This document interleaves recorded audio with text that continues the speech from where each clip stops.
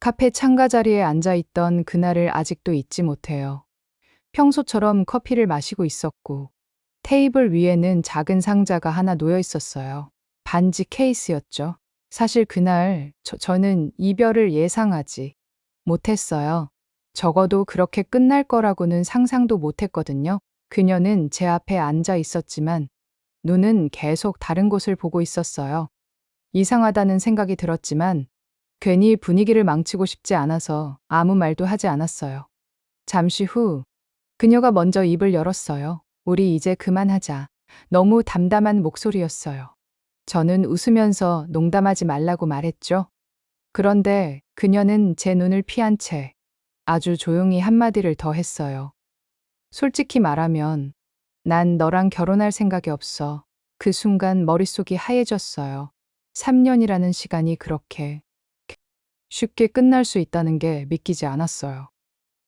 손에 들고 있던 커피잔이 미세하게 떨렸고 심장이 쿵 하고 내려앉는 느낌이 들었어요. 왜냐고 묻고 싶었지만 목소리가 나오지 않았어요. 그녀는 잠시 숨을 고르더니 마치 오래 고민해온 결론이라는 듯 말했어요.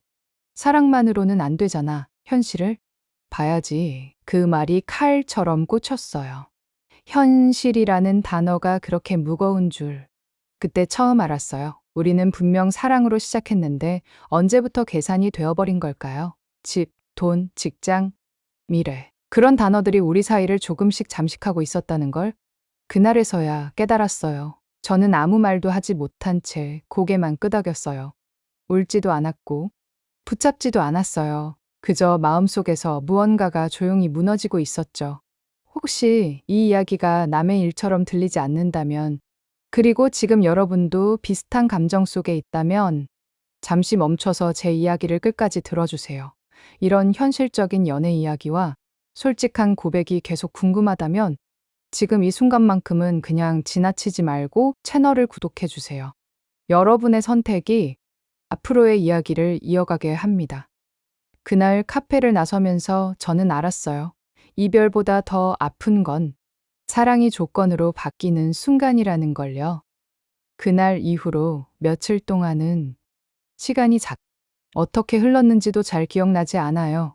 출근은 했지만 일에 집중하지 못했고 퇴근 후 집에 돌아오면 불도 켜지 않은 채 소파에 앉아 있었어요. 휴대폰 화면을 켜면 아직도 그녀 이름이 가장 위에 있었고 지우지 못한 대화창이 그대로 남아 있었죠.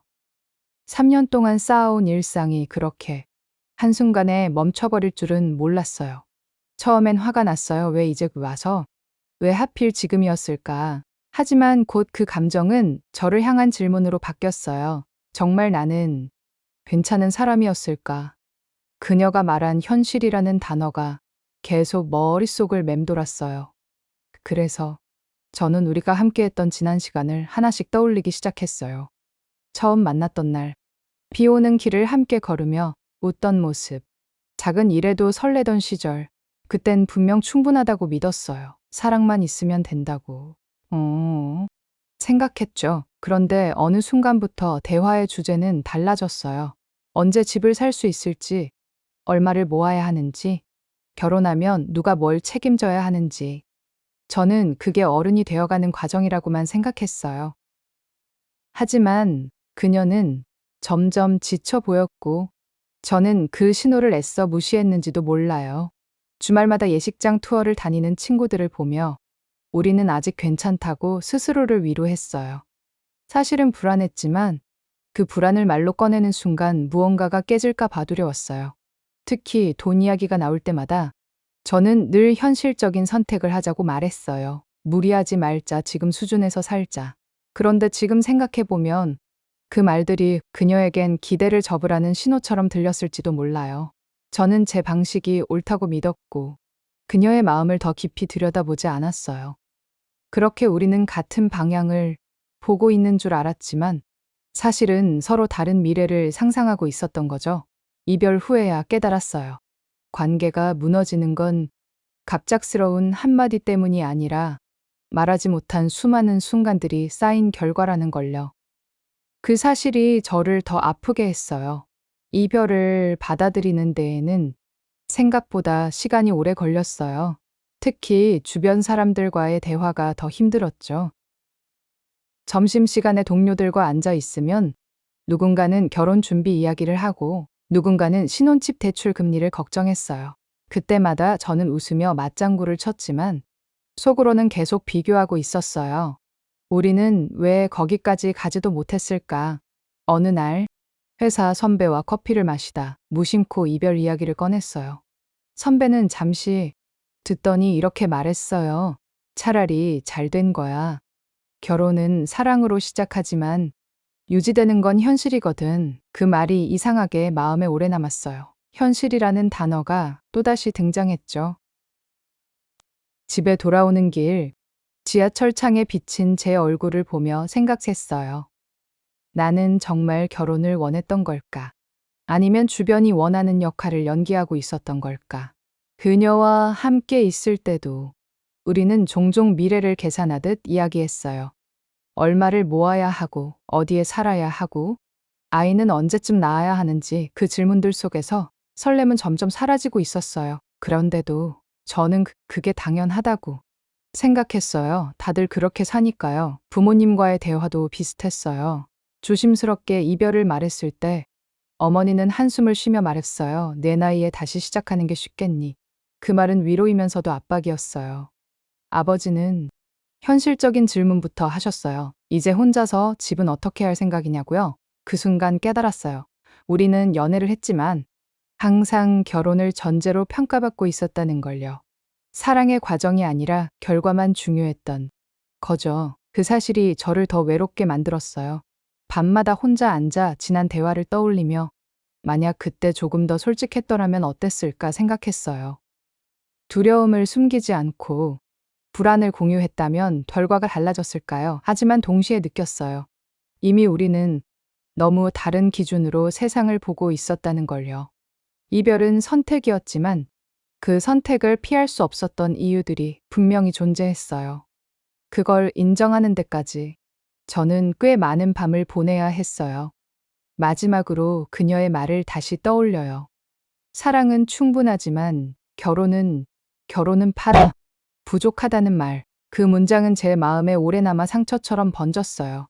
그날 이후 저는 제 선택을 의심했고 동시에 처음으로 제 삶을 돌아봤어요. 누구의 기대를 위해 살고 있었는지, 무엇을 두려워하며 타협했는지요. 혼자가 된 집은 조용했지만 생각은 시끄러웠어요. 그래도 조금씩 수민이 편해졌어요. 주말마다 누군가의 일정에 맞추지 않아도 됐고, 비교하지 않아도 됐어요. 대신 제 속도를 찾기 시작했죠. 작은 원룸에서 혼자 밥을 해 먹고, 늦은 밤 산책을 하며 마음을 정리했어요. 그 과정에서 알게 됐어요. 사랑은 함께 버티는 능력이고, 결혼은 함께 선택하는 용기라는 걸요. 어느 하나라도 갖지 않으면 둘 다 아파진다는 것도요. 그래서 저는 끝을 선택했어요. 도망이 아니라 멈춤이었어요. 상처는 남았지만 더 큰 상처를 막았다고 믿어요. 지금 이 이야기를 하는 이유는 정답을 말하려는 게 아니에요. 다만 누군가가 같은 갈림길에 서 있다면 혼자가 아니라는 걸 전하고 싶어요. 시간이 흘러도 후회는 남을 수 있어요. 하지만 기준을 잃고 계속 가는 것보다는 멈춰서 묻는 게 낫다고요. 오늘도 저는 완벽하지 않아요. 여전히 불안하고 흔들려요. 그래도 예전보다 솔직해졌어요. 사랑을 증명하기 위해 계산하지 않고 나 자신을 지키기 위해 침묵하지 않으려고 해요. 언젠가 다시 사랑하게 된다면 조건보다 마음을 먼저 묻고 싶어요. 그때 저는 지금보다 조금 더 단단해져 있기를 바라요. 이 이야기가 누군가의 밤의 조용한 용기가 되었으면 해요. 선택은 어렵지만 혼자가 아니라는 사실만으로도 우리는 조금 덜 아플 수 있으니까요. 그래서 오늘을 기록해요. 실패의 목록이 아니라 배움의 흔적으로요. 누군가는 빠르다고 말하고 누군가는 늦었다고 말해요. 그 말들 사이에서 저는 제 호흡을 선택해요. 관계는 증명이 아니라 합이라는 걸, 행복은 보여주기가 아니라 지켜내기라는 걸 배웠거든요. 앞으로도 두려움은 사라지지 않겠죠. 그래도 질문을 미루지 않겠어요. 무엇을 원하는지, 어디까지 감당할 수 있는지, 대답이 불완전해도 괜찮아요. 솔직하면 다시 시작할 수 있으니까요. 오늘의 선택이 내일의 나를 구하길 바라며 저는 천천히 앞으로 가요. 혹시 지금 이 순간 마음이 무거운 분이 있다면 혼자 견디지 마세요. 비교의 소음에서 잠시 벗어나 자신의 기준을 적어 보세요. 그 종이가 당신의 편이 되어줄 거예요. 저는 그렇게 다시 숨을 쉬기 시작했어요. 끝으로 말하고 싶어요. 선택은 용기의 다른 이름이에요. 관계를 붙잡는 것도, 놓아주는 것도 모두 선택이죠. 남의 속도보다 나의 안전을 우선해도 괜찮아요. 오늘의 멈춤이 언젠가 더 건강한 만남으로 이어지길 바라요. 그리고 이 기록이 당신의 판단을 존중해주는 작은 증거가 되기를 바랍니다. 우리는 모두 서툴지만 서툰 채로도 충분히 가치 있어요. 그 사실을 오늘만큼은 스스로에게 허락해요. 조용히, 그리고 당당하게 지금 여기에서 숨을 고르고 앞으로 한 걸음, 계속 천천히. 괜찮아.